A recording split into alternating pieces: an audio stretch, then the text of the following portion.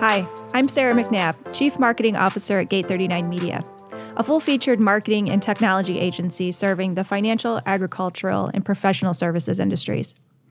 And in today's session, I'll be covering how a podcast can boost your agricultural marketing efforts. I'm here in Citation Needed Media's professional podcast studio in downtown Chicago. And as you can see if you're watching this as a webinar, that in addition to recording a webinar, I'm also recording the session as an audio podcast. Let's dive right in and start with the basics. So what is a podcast? You may or may not be listening to podcasts already, but for everyone's benefit, we'll start with defining what it is.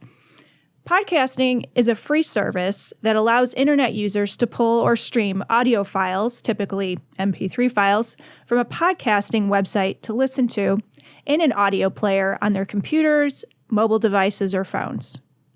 The term comes from a combination of the words iPod, a personal digital audio player made by Apple, and broadcasting.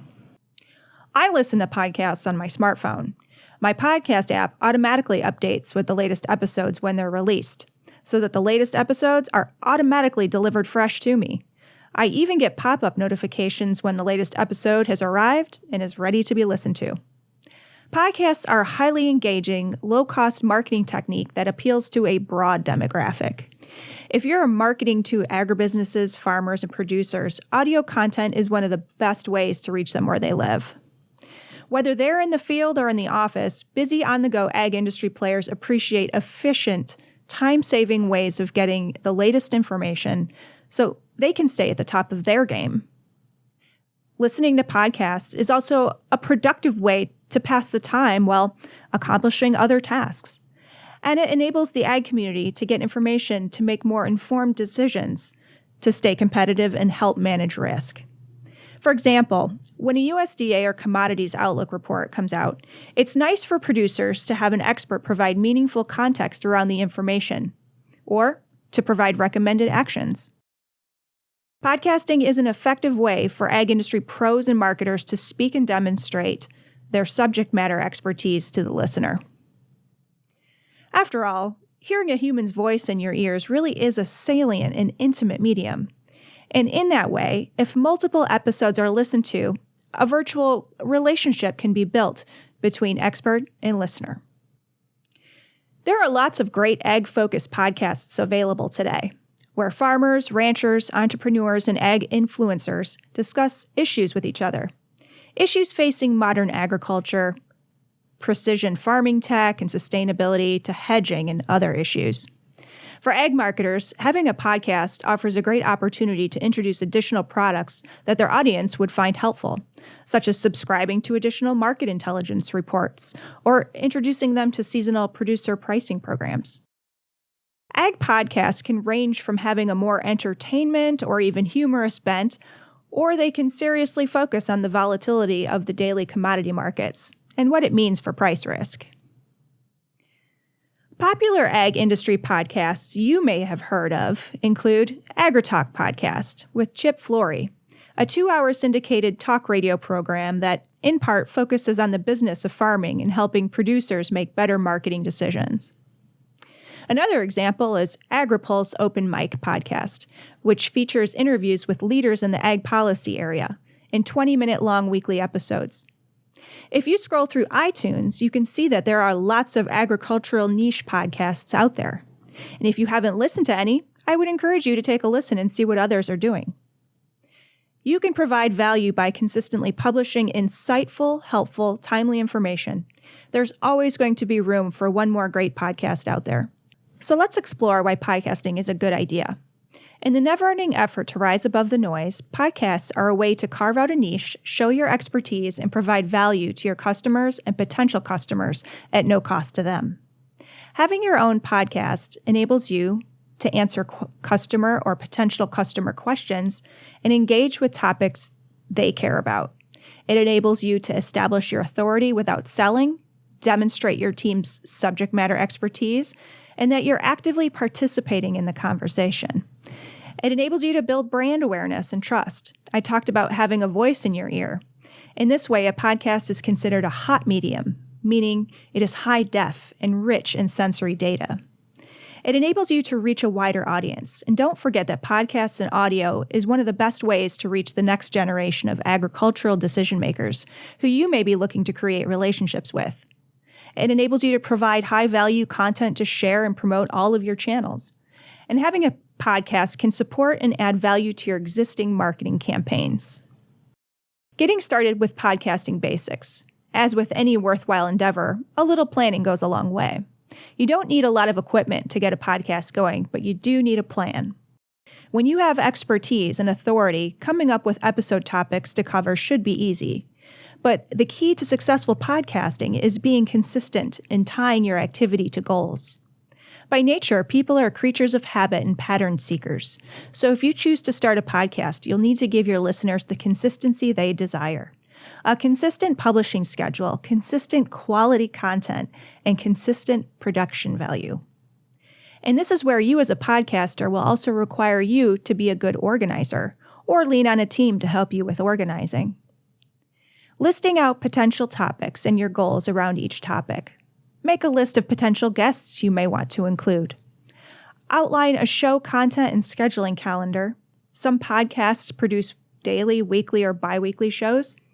Determine your consistency.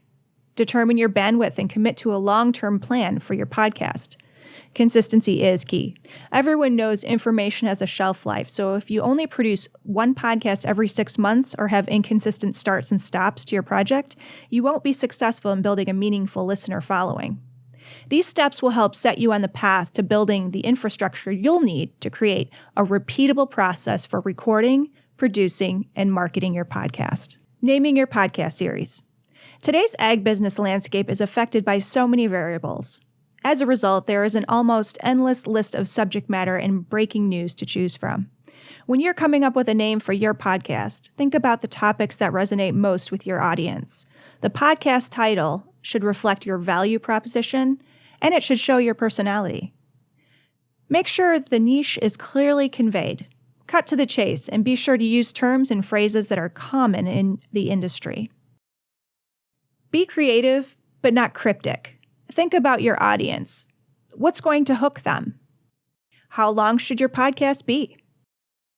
You might have an endless list of topics and talking points in mind, but you want to aim for a podcast episode length that allows you to get your point across without becoming tedious. Engagement is the goal.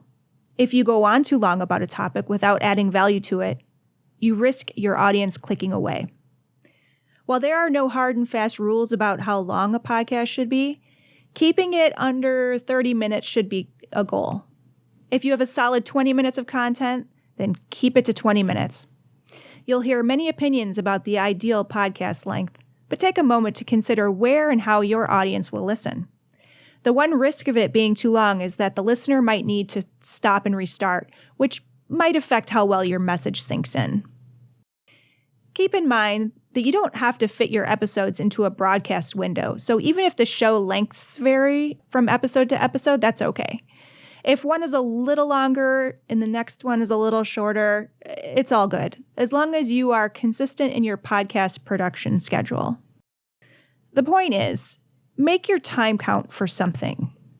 Have respect for your audience and don't waste their time by rehashing the same information just to fill the air. Aim to inform and entertain, and once you've made your point, maybe segue into a little teaser for the next episode. As they say in show business, always leave them wanting more. Podcasting equipment you'll need to get started. The equipment investment costs to start a podcast are relatively minimal. You don't need much equipment to get started. Even if you want to purchase top-notch gear, it's not a huge investment by any stretch. However, you do want to be sure you invest in a decent quality microphone. Relying on the internal mic on your computer might not be the best strategy. The basics. At the very minimum, you'll need a USB microphone, an internet connection, and some editing software. So let's talk microphones. USB microphones are ideal because you can plug them directly into your computer without needing an interface. That said, be sure you have a USB connection on your computer, at least for when you're recording. You'll be able to edit on any device as long as the software is compatible. Here are a few suggestions for good quality podcasting microphones. Samson Satellite. This mic is perfect for podcasting. You can use it with your iPhone or any computer with a USB connection. Lots of settings, good quality, and highly versatile. It's about $100 and available from various resellers. Blue Yeti and Blue Snowball are the most popular podcasting mics on the market. Blue Microphones makes a broad range of affordable, good quality USB mics from about $100 to $200. This mic comes in some funky space age styles, so have some fun with it. Your podcast will need to be polished and produced to as professional a standard as you can get. This means removing coughs, dead air, adding intros and outro music, and more. So let's talk editing. Editing software. There's a few options I would recommend. The first option is called Audacity. This program is free, but not as robust as others. If you already own a Mac, it automatically comes with a wonderful program called GarageBand. This is free and has some great editing capabilities. I would just note that it is not as easy to use when editing multiple guest tracks. If you're seeking a more robust paid version, Adobe Audition is mixing software made for motion picture and broadcast production, so it's pro quality, but so easy to learn and use, even for Luddites among us. Plus, if you have Adobe Creative Cloud, you already own it. If not, you can sign up for a subscription through Adobe for $20.99 monthly. Audition allows you to create multi-track sessions so you can layer different types of audio. For example, if you have a pre-recorded segment you want to pull in or some music for the background, Audition makes it easy. And on the topic of music, there are plenty of sources for royalty-free music on the web, but you can also hire a freelancer from sites like Fiverr to create a piece of music that is unique to you.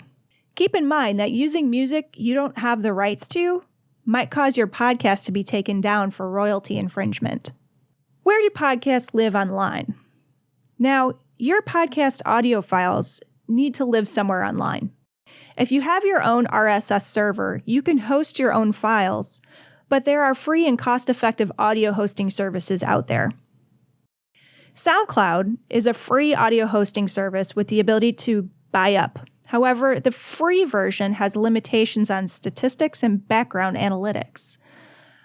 The paid version allows you to view more audience insights that will help you measure listenership and reach. The paid versions of hosting provide value by providing you with deeper insights and analytics. Some paid options include Libsyn, Podbean, and Audioboom. Depending on your chosen paid site and how popular your podcast is, some of these companies, like Libsyn, can help you even find paid advertisers. Measuring your results. Like any good marketer, once your podcast is launched and people are listening, you'll want to know if it's working for you. Sales ROI is only one metric you should be looking at, but it's often the slowest to show any significant action, so don't snap to judgment based on sales alone. Here are some of the other numbers you should be concerned with to determine if your podcast is hitting the mark. Number of listeners, number of downloads, engagement, comments, likes, shares, and reviews, podcast page traffic volumes, clicks and email open rates, and conversions on any forms you mention or have on your podcast's page. Also, don't forget that your podcast holds lasting value as its topics can be repurposed into other types of content. For example, you might create blog posts, social media posts, or videos based on your most popular podcasts. Best of all, it's an excellent opportunity to cross-post on other channels and is a way to build solid social proof. Well, I hope today's webinar on podcasting has been enlightening. If you have any questions about podcasting, best practices, or how Gate 39 Media can help, please visit our website, gate39media.com, or email me at sarah@gate39media.com, and that's Sarah with an H.